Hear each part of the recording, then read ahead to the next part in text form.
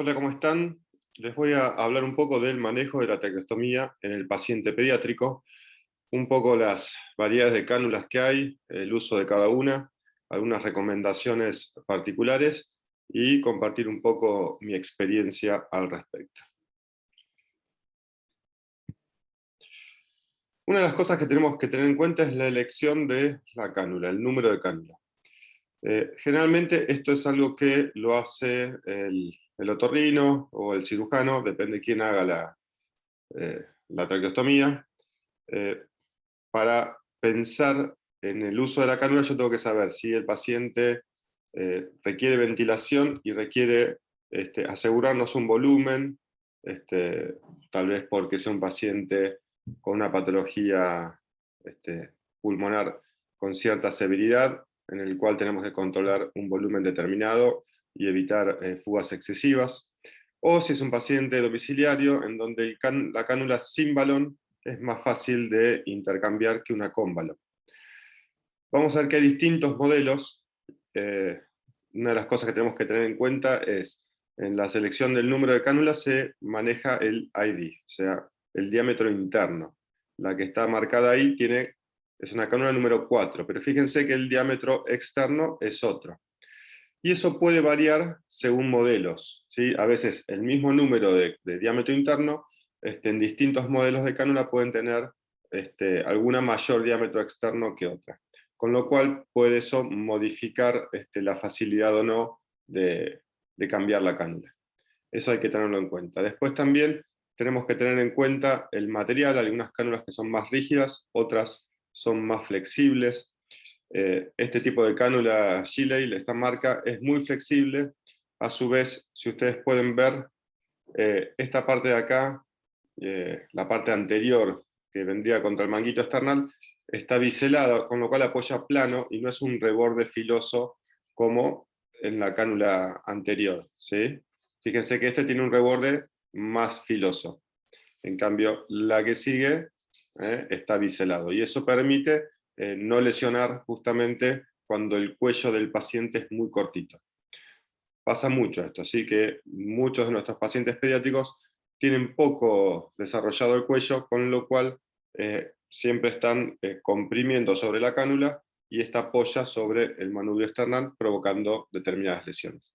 Acá vemos otras cánulas que son más rígidas, otros modelos, y a su vez tienen un ángulo más cerrado.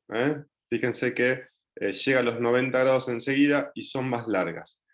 En algunos casos puede ser necesario que la cánula sea un poco más larga. A veces hay que pensar que estos pacientes con mucho tiempo de uso de cánula de traqueostomía y con determinada posición, tal vez siempre con un poco de flexión, la cánula lo que termina sucediendo es que hace una pequeña impronta sobre la vía aérea y queda como una muesquita en la vía aérea. Entonces cuando uno va a aspirar, muchas veces se encuentra con un tope rígido y el paciente no puede progresar una sonda de aspiración. Y requiere en ese momento tal vez poner una cánula un poquito más larga para pasar esa lesión que fue provocada solo por decúbito. Esas son cosas que pueden llegar a pasar. También puede ser porque se sale con facilidad la cánula y que sea un poquito más larga también ayuda. Hay que tener cuidado que no llegue a estar demasiado cerca de la carina. Sobre todo, como decíamos recién, en pacientes que tienen el cuello muy, muy cortito. Bueno, ya hablamos un poco también del ángulo de la cánula y del material. Pasemos ahora a las que tienen balón. Una cánula con balón, ¿para qué la voy a usar? Una es para sellar la vía aérea. ¿Qué quiere decir con esto? Que voy a buscar ventilar al paciente sin tener fugas en el sistema. Eso se da, por ejemplo, en un paciente en el cual tengo que asegurarme una ventilación para mantener una CO2 adecuada, en el cual el equipo que tengo no lo puedo sincronizar porque es un equipo viejo y tal vez no me compense las fugas en el sistema y el paciente eso haga que cueste que sincronice, que dispare junto con el equipo. A veces no es el uso más común de una cánula con balón, pero que tenga muchas secreciones, con muy mal manejo de secreciones, puede hacer que me ayude a evitar que estas todo el tiempo vayan a la vía aérea. la realidad es que más allá de las secreciones, cuando el paciente está ventilado en su domicilio, por ejemplo, o no, la fuga hace que esas secreciones no caigan, ¿sí?, a la vía aérea, más abajo, más distal, digamos, sino que son elevadas por la presión de aire, por la fuga de aire pericánula, hacia la boca y nariz, y uno las aspira ahí. ¿Sí? Es raro que me haga realmente neumonías por aspiración. Generalmente son pacientes que tampoco se alimentan por boca, con lo cual ese riesgo también está bastante disminuido. Y la saliva, incluso un poquito de saliva hacia la vía aérea, me permite mantener lubricada la cánula. Parece una locura, pero en la práctica esto es así, no me genera grandes problemas de infección de la vía aérea.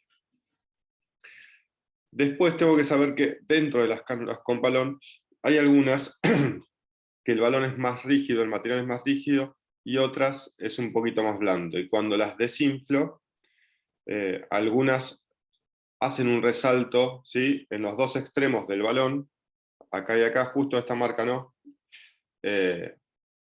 y me obstaculizan el paso de la cánula.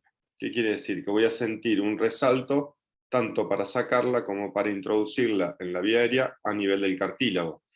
Entonces, eso puede ser un problema al momento de cambiarla, ¿sí? Y hay veces algunas marcas, más allá del mismo número, el diámetro externo es un poco menor, y la disposición del sellado de la cánula, del balón sobre la cánula, ¿sí?, donde va el pegamento, digamos, genera menos relieve y permite mejor su paso. Eso hay que tener en cuenta. ¿Qué otra cosa tengo que tener en cuenta? Tenemos que tener en cuenta, bueno, acá hay otro material, ¿sí? Esta cánula tiene otro material también del balón. Hay algunos que, como decía, son más rígidos, y para hacer un buen sellado requieren más presión.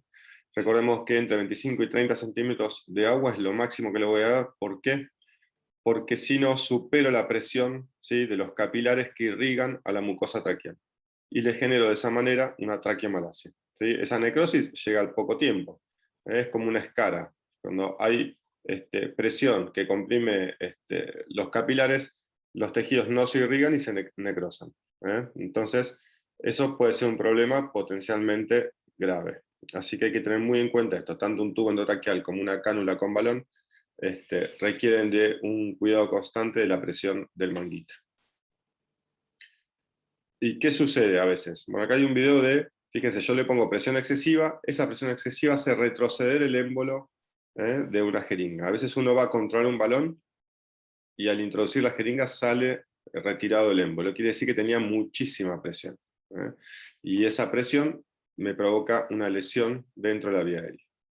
Eso hay que tener muy en cuenta. ¿Cómo mido la presión? Con un manómetro. Hay algunos que vienen especiales para el caso, y si no, con un manómetro común, una llave de 3 vías, una jeringa y un pedacito de sonda Foley para hacer de unión. Con eso me alcanza, o inclusive sin la Foley también, para poder medir la presión del manguito. Si no, la otra opción es, ¿por qué yo le inflo el balón? Primero lo que me tengo que pensar es eso, ¿necesita realmente inflar el balón o no? ¿Hay fuga en el sistema por el cual yo quiero controlar e inflar el balón?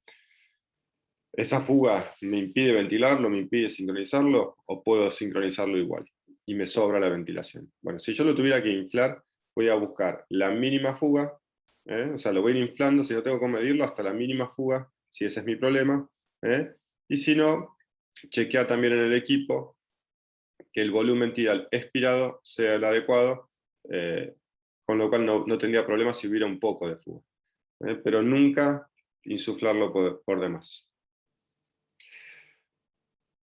Otras cánulas se llaman Vocalize, son cánulas con puerto de aspiración subglótico. Fíjense donde las flechas están marcando que viene la sonda de aspiración pegada a la cánula, y tiene su entrada, ¿sí?, su apertura, justo por sobre el balón. O sea que sería por debajo de la glotis y por arriba del balón.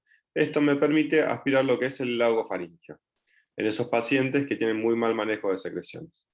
De esa manera no tengo que entrar por la boca, ¿sí?, o por nariz a buscar sacar ese lago faríngeo, lo puedo sacar desde acá. También se usan para administrar aire comprimido o incluso oxígeno en aquellos pacientes que empezamos a progresar, digamos, en el manejo de la vía aérea y el manejo de sus secreciones e incluso de la fonación. Mandar un flujo estimula la vía aérea alta, puede ser de aire comprimido o incluso oxígeno o una mezcla de ambos si lo requiere. Pero tiene esos dos usos. Fíjense bien, yo inflo el balón, ¿sí? Y este puerto de aspiración está por sobre el balón donde se junta el lago, y por debajo acá estaría la glotis y las cuerdas vocales. Recuerden que lo puedo usar tanto para aspirar como para mandar un flujo de aire. Después tenemos otro tipo de cánulas. Y acá tenemos una cánula que tiene a su vez una endocánula, o sea, la cánula principal funciona como una camisa de una endocánula, y a su vez tengo varios accesorios. Algunos accesorios son para conectar oxígeno, conectar un respirador, conectar nebulización. Otros, fíjense acá también otro modelo, son válvulas unidireccionales, permiten el paso de aire hacia el paciente, pero cuando va a exhalar por la cánula sellan, y tiene que salir el aire pericánula, hacia la vía aérea, por lo cual el paciente va a fonar. Y después hay también unas tapitas, ¿sí? Simplemente para que, como un techito a la cánula, por si el paciente babea o algo, y una manera de estar aire ambiente, con cierta protección cuando no hay un filtro o no requiere de filtro. Fíjense, estos pacientes, la idea es que no requieran oxígeno para que puedan usar la válvula fonatoria, que no tengan tantas secreciones y que yo pueda o aspirarlos o incluso simplemente cambiar la endocánula sin necesidad de cambiar toda la cánula, o sea que tienen esa ventaja. La desventaja, como dije anteriormente, es deberían no requerir oxígeno, no tener muchas secreciones, tampoco, porque si no, esta cánula se tapa fácilmente, porque es un poquito más chica. Fíjense que es mucho más cónico su forma, se va achicando hacia el extremo. Con lo cual, para solo ventilar por la cánula, que entre y salga por la cánula, tiene menos luz para el flujo de aire, o sea, genera más resistencia. Y por otro lado son más rígidas también, son bastante más rígidas.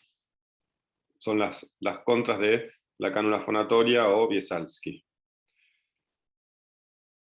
Si yo tengo una cánula común y tengo una buena luz pericánula, o sea, tengo facilidad para que el flujo de aire pase pericánula, yo puedo probar y agregar una válvula fonatoria, que es tipo universal, o sea, va en todas las cánulas. Es como un sombrerito, fíjense que tiene un film de silicona muy transparente, muy finito, que permite que el aire entre por la válvula, ¿sí? Se dobla al entrar y sella al momento de querer salir el aire por la cánula. Para eso tengo que tener una buena luz pericánula. Muchas veces yo ya estoy pensando en ir progresando en el proceso de canulación, o simplemente para que el paciente empiece a fonar, más allá de que la necesite un tiempo más. Tengo que evaluar primero eso. ¿Tiene buena luz pericánula? ¿Hace esfuerzo expiratorio cuando yo le tapo la cánula o le pongo la válvula? Si tiene que hacer esfuerzo para sacar el aire, si contrae la panza, si la expiración se vuelve activa y dura más, quiere decir que el flujo expiratorio no es suficiente, y el paciente tiene que hacer una expiración activa. Ahí tengo que evaluar dos cosas. Uno, ¿tengo una obstrucción alta por arriba de la cánula? Muchas veces hay inflamación y edema por el hecho de que no pase aire por esa zona por mucho tiempo. Otras veces simplemente se inflama, o hay algún espolón o un granuloma por arriba que me está obstruyendo el pasaje de aire hacia cuerdas vocales. O simplemente la vía aérea es un poco más chica y tengo que achicar el número de cánulas. Eso es lo que tengo que evaluar bien. ¿Se puede tapar la cánula? ¿Tiene esfuerzo expiratorio? ¿Hay buen pasaje de aire, buen flujo? ¿O no? ¿Sí? No le voy a dejar a un paciente ese problema. Acá tenemos la válvula fonatoria colocada, ¿sí? Puede ir en cualquier cánula. voy a tener en cuenta eso, el pasaje de cánula, de aire a través de la cánula. ¿Sí? Entonces, eso es lo que voy a evaluar siempre que yo obstruya una cánula, que me alcance la luz en la tráquea, en la vía aérea, pericánula. ¿Cómo humidifico el aire? Recuerden que estos pacientes, si están en aire ambiente o incluso con oxígeno, viene, salvo que tenga un humidificador activo, viene frío y seco de la pared. Entonces, yo tengo que pensar, el paciente requiere oxígeno, necesito un filtro HME que me mantenga la temperatura y humedad de los mismos pulmones del paciente, la misma vía aérea, y a su vez me filtre partículas del aire. Hay algunos que tienen para conectar oxígeno y otros que no. Algunos van conectados a un equipo de ventilación mecánica, tengo que pensar eso, si generan mucha resistencia o no. Recuerden que un filtro muy húmedo y con secreciones me va a generar muchísima resistencia a la vía aérea, al pasaje de aire, al flujo. Y eso puede ser un problema también para el paciente y a veces requieren de muchos cambios de estos filtros incluso durante el día. Entonces uno tiene que evaluar esto también. Si lo humidifico, consigo un calentador y un humidificador cuando requiere oxígeno, si está en un ambiente protegido con poco polvo, o tal vez use solamente el filtro para salir. Pero bueno, nada, si tiene mucha saliva, si no tiene balón, muchas veces no requiere tanta lubricación y el paciente se acostumbra y mantiene bien las secreciones. Si me tapa la cánula seguido, tengo que pensar que ¿me alcanza o no me alcanza con un HME? ¿O requiere humidificación activa? Bueno, son evaluaciones que uno tiene que ir haciendo. Vamos a hablar ahora del cambio de cánula. Cuando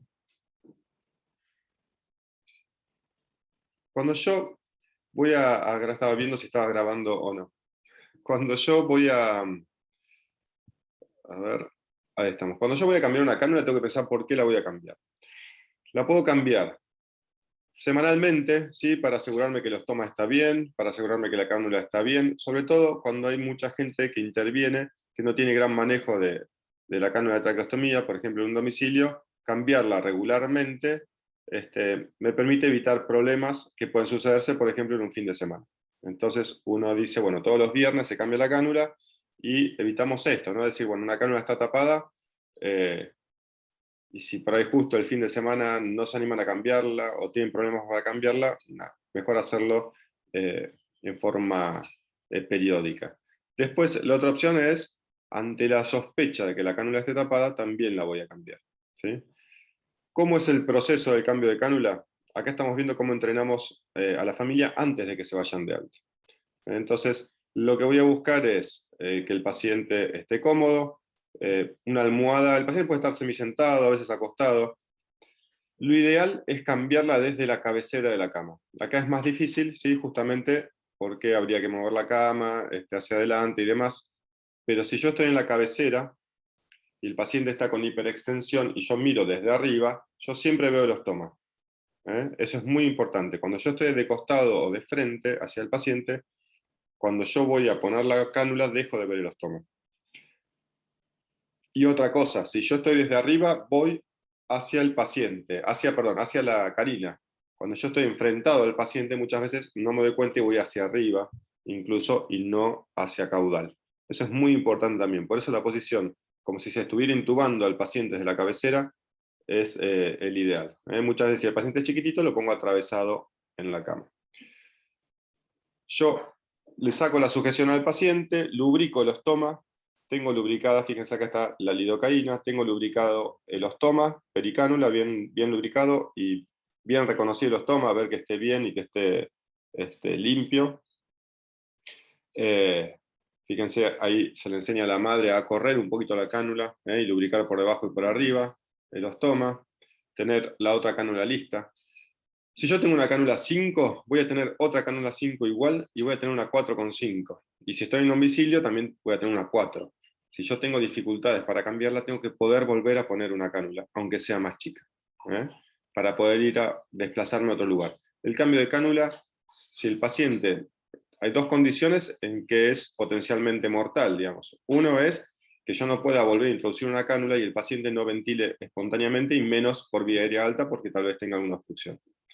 Y el otro gran problema, ¿sí?, sería de que el paciente requiere ventilación mecánica y no tengo manera de ventilarlo. Entonces, más allá de que voy a tener números de cánula más chica, también voy a tener un ambú con máscara, o sea, una bolsa de resucitación con una máscara adecuada para ese paciente. Y todo a mano, ¿sí? Siempre en un domicilio, una cánula, el mismo número y más chica incluso, a mano a la vista, colgaditas en un costado, en la pared o en la repisa, al lado del paciente. Porque es muy común la decanulación accidental. Bueno, una vez que lubriqué, fíjense, este paciente recién todavía tiene los puntos, se corren los puntos de afuera, estos se van saliendo solos, o si no los sacamos, tiene lubricación la cánula, y es lo que les decía, cuando yo estoy de costado, fíjense, si estuviera de arriba es más fácil colocarla, yo tengo que, apenas introduzco, ir hacia abajo, hacer la rotación de la muñeca. Si estoy de arriba, eso me sale más naturalmente.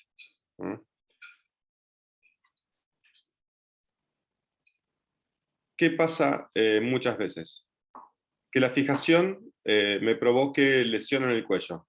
No tiene que estar ni muy suelta, porque a veces, si está muy suelta, la cánula se puede salir y queda puesta debajo de la ropa o de las sábanas, y uno no se da cuenta que el paciente está decanulado. No lubricarla y que se meta un poquito de piel hacia el ostoma, ¿sí?, o un granuloma, y eso haga que me trabe la cánula y no puedo progresar.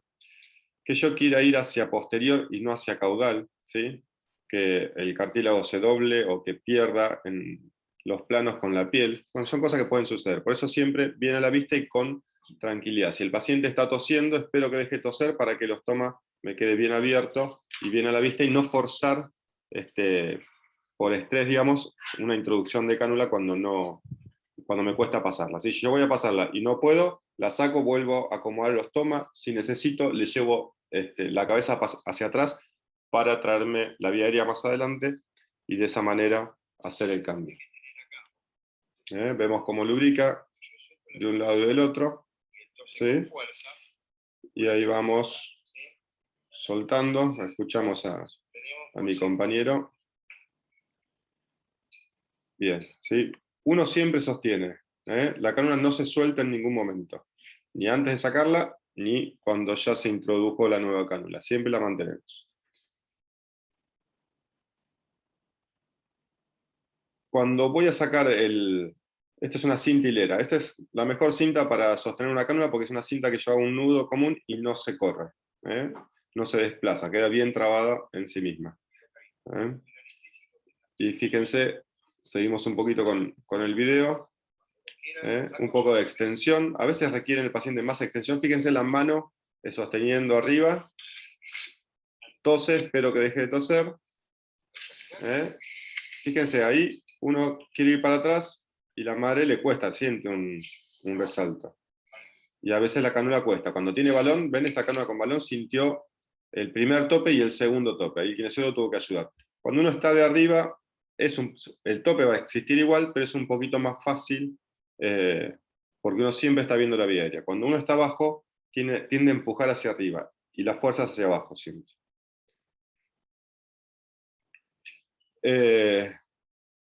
A veces se puede cambiar la cánula, ir subiendo el número, si el estoma lo permite, a un número más grande. ¿Siempre se puede? No, siempre no se puede. A veces el cartílago está muy justo, a veces es también muy flexible, entonces por más que empuje, se dobla el cartílago y no logro introducir la cánula. Entonces, nada, es algo que uno le puede suceder. Vamos a ver ahora. Estamos en el mejor ambiente, que es en un hospital, para hacer este cambio. Así que vamos a saco el audio para que no nos pisemos hablando. Soy yo mismo igual el que está hablando. Lo que tengo que tener en cuenta es eso. Tengo el ambiente adecuado, tengo cánulas el medio punto más grande, la misma, medio o incluso un punto más chica. Tengo un ambú, tengo oxígeno, y a su vez tengo acceso a el carro de paro, a tubo endotraqueal, a médicos para intubar, ¿sí? A laringo, ¿sí? Eso estamos en una terapia. Entonces es un ambiente muy seguro para intentar el cambio. Ya lubricamos, a veces se hace algún movimiento circular y chequear cómo está. Viene los toma, es bastante justito, cuando quiero poner una más grande, nada, hice un pequeño esfuerzo nomás, fíjese incluso una con balón, digamos, costó, pero ¿qué pasa? Si es si yo insisto mucho de esa manera, puedo lastimar. Y si lastimo, es un problema, va a sangrar, se va a tapar la cánula seguido, hay que hacerle cambios seguidos, porque las secreciones con sangre hacen tapones inmediatamente. Entonces lo que hay que hacer es ir trabajando esta traqueostomía, hacerle movimientos, un poco a la cánula, uno entrena a la madre para eso, y probar tal vez al otro día o a los 2 días ese medio punto más que quiero ganarle a esa cánula. Lo que les decía hoy, ¿sí? El diámetro de la cánula, a veces el diámetro interno, si bien es el mismo, el externo puede ser mayor. Fíjense, entre una y otra, mismo ID, pero el OD, el diámetro externo, es mayor. Y esto es lo que le decía que es biselada la Gilei. Es más cómoda, es más flexible, provoca realmente menos daño, es un material único para toda la cánula, una sola pieza, pero si la cánula es dificultosa para pasar, se dobla al momento de introducirla. O sea, si yo encuentro un tope, tengo que agarrar la cánula no de esta parte externa, sino incluso de la misma cánula por debajo de las aletas de sujeción, para poder pasarla, porque si no se me dobla. Bueno, ahí está el tema de qué cánula para qué paciente. ¿Necesito una más rígida o con una flexible va bien?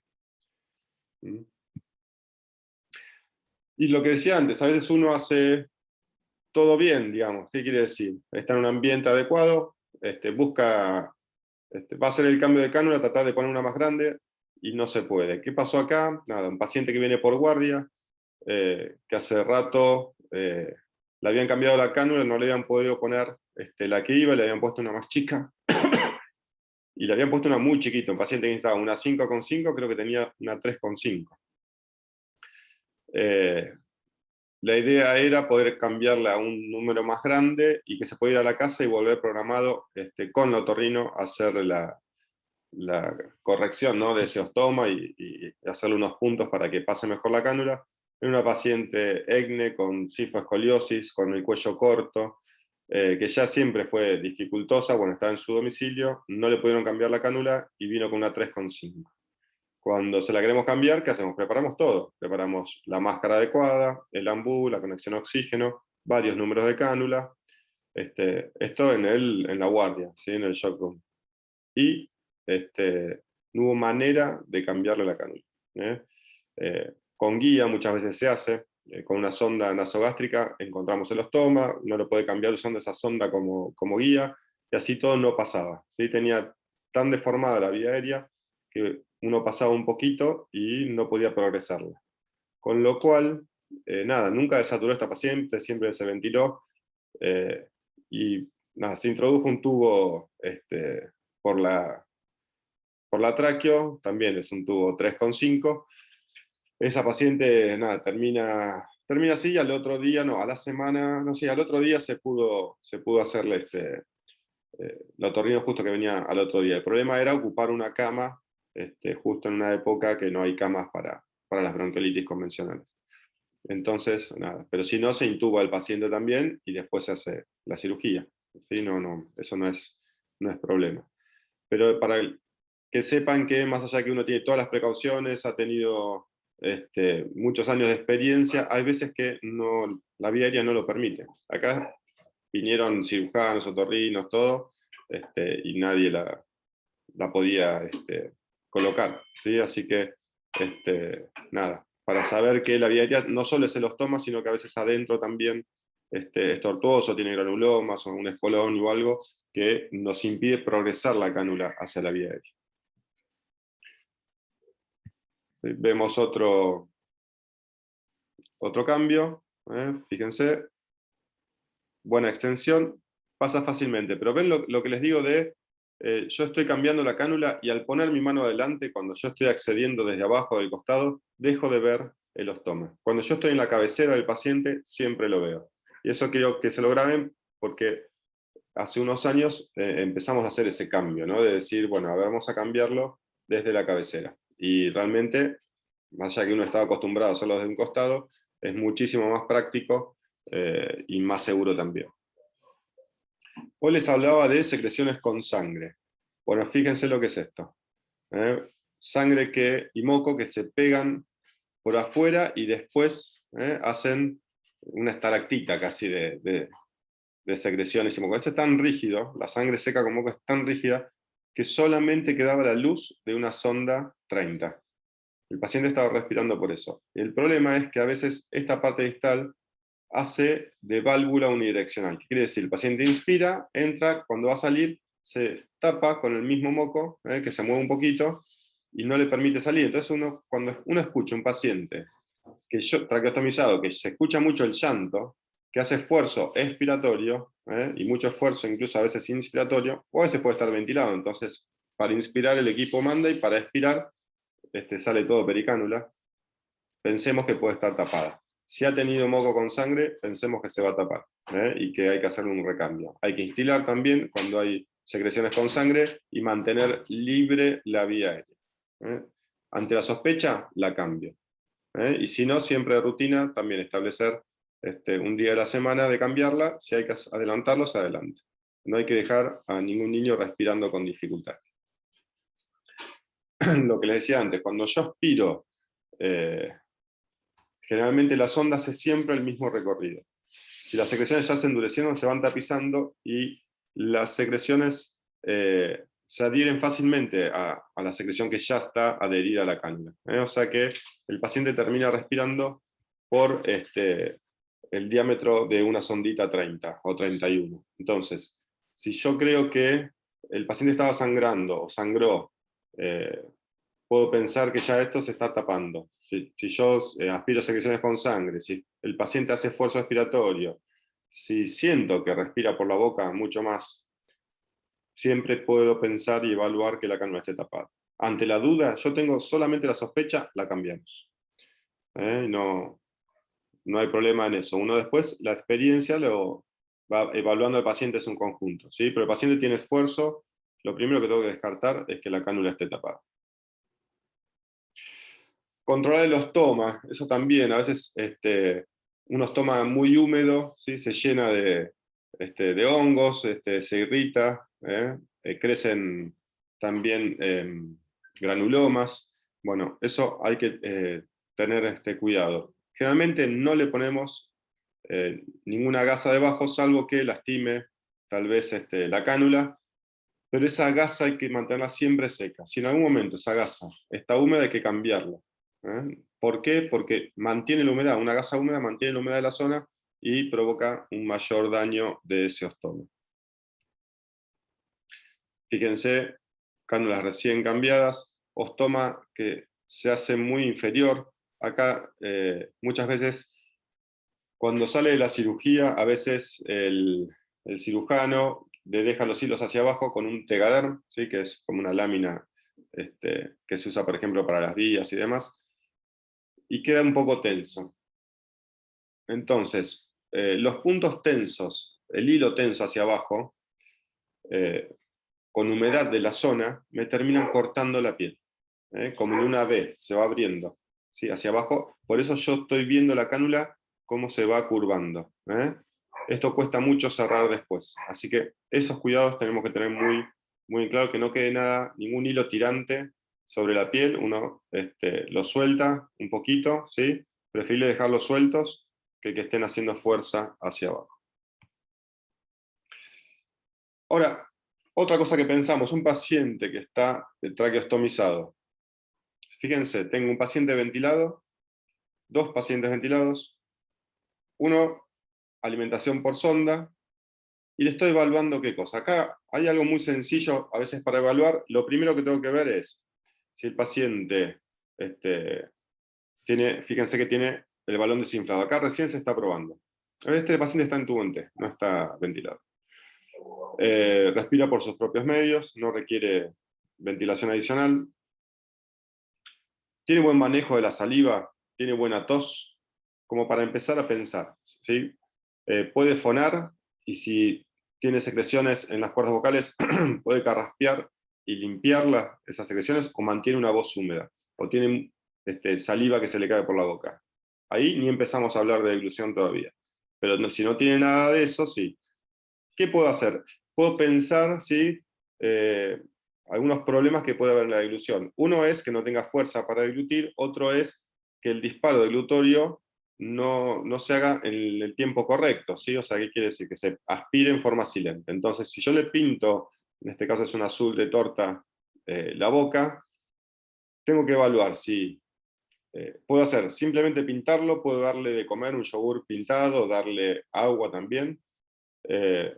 Al pintar la boca, yo lo que le pido al paciente que vaya tragando la saliva, y lo mismo durante el día. Si en algún momento del día yo encuentro las gasas, o sea, pericánula, están sucias, quiere decir que se fue a la vía aérea. Si aspiro y saco también azul, quiere decir que se fue a la vía aérea. Ese paciente todavía hay que esperarlo un poco y hay que entrenarlo. Si no tengo nada de eso, puedo evaluar, probar con semisólidos tal vez, y evaluar con líquidos. Generalmente tiene que estar, recuerden, bien sentado, bien consciente del paciente, nada de tener alteraciones del estado de conciencia, que colabore, no hacerlo no obligarlo, porque también eso va a ser un problema. Y la posición del paciente, bien sentado, para al momento de tomar líquido, porque ninguno de nosotros toma ningún vaso de agua ni café acostado, ¿sí? Por algo será. Y lo que decíamos antes es, tengo una paciente ventilada, una lesión medular muy alta, que apenas tiene movilidad de la cabeza, es una amiga mía, Evelyn. Evelyn está ventilada con el modo por volumen, con un flujo constante, una onda cuadrática, y con un tiempo inspiratorio relativamente largo y un volumen relativamente excesivo para lo que requeriría, digamos, un paciente de su tamaño. Pero tiene una cánula sin balón, ahí tenía una cánula con balón en ese momento, ya usa una cánula sin balón, con lo cual permite la fuga, y el flujo constante permite hablar con eso, hablar a fuga del equipo, ¿sí? Se ajustan las alarmas y demás. Ella cuando duerme incluso también expira por nariz, o por boca, muchas veces. Pero el flujo constante hace que no se pierda la voz. Cuando le ponían un flujo desacelerado tenía como un tono fuerte al principio, y al caer el flujo iba bajando también el volumen de su voz. Y entonces el flujo constante permite que ella siempre mantenga el mismo tono de voz expiratoria. Ella deglute sin problemas, come lo más bien, se lo ven los cachetes, siempre la cargamos. Pero bueno, nada, tener en cuenta que un paciente ventilado sí puede, y tracostomizado puede, habiéndose evaluado correctamente, puede comer prácticamente como cualquier otra persona. Y bueno, como decíamos, ¿no? A veces uno puede, si ventila espontáneamente, requiere una válvula fonatoria para poder hablar, porque si no el aire se escapa por la cánula. Si tenés presión positiva, uno habla a lo que llamamos nosotros a fuga, ¿sí? A fuga del equipo. Y bueno, espero haber aclarado algunos temas del manejo, y cualquier cosa me escriben, a ver, no sé si ahí estamos, a sarnolis@gmail.com. Saludos y muchas gracias.